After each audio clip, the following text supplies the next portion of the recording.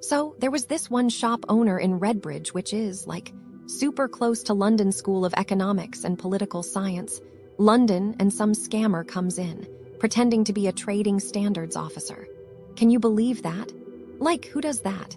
So this fake officer claims the shop owner sold alcohol to underage customers, which is, like, a huge no-no.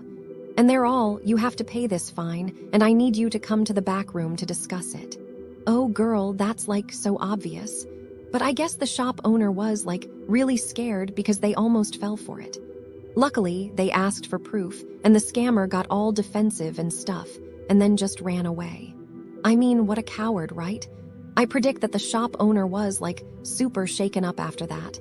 I mean, who wouldn't be? Someone's trying to steal from you, and they're using fake IDs and stuff.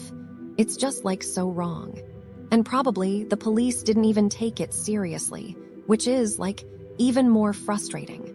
Like, what's the point of reporting a crime if they're not gonna do anything about it? Anyway, that's just one of the many scams that happen near London School of Economics and Political Science, London. I mean, it's like, be careful, tourists. Don't let these scammers take advantage of you. The grim reality of businesses near the London School of Economics are a masterclass in disappointment. They are expensive, poorly managed, and often leave visitors feeling cheated. If you're expecting charm, efficiency, or even basic competence, lower your expectations. This is a place where luxury is a myth, service is an accident, and logic goes to die. Let's start with shopping centers. Westfield London is less a retail paradise and more a labyrinth of frustration. The toilets? A gamble. Some have no soap, others have doors so sleek and handleless you'd need a PhD in engineering just to escape. Families with babies are treated like trespassers. Changing facilities are either non-existent or require a pilgrimage across the food court. Parking is a horror story. The system doesn't work, the attendants don't care, and you'll pay £6. £50 just for the privilege of sitting in your car, trapped, questioning life choices.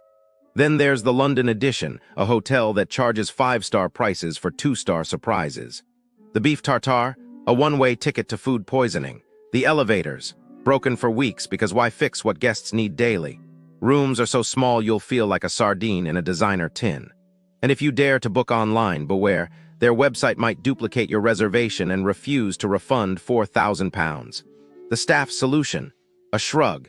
This is a place where luxury means paying extra for incompetence. Now restaurants. Dishoom Covent Garden is where Indian cuisine goes to be misunderstood. The chai, a thimble of ginger water for £4, £70, the famous black dal, burnt and drowning in butter. Portions are so small you'll leave hungrier than when you arrived, £100 lighter. Vegan options, a joke. The staff's attitude, worse. It's as if they're doing you a favor by letting you pay for the privilege of disappointment. And finally, nightlife. Ministry of Sound is less a club, more a dystopian experiment. The bouncers. Aggressive, unpredictable, and possibly racist. International students report being turned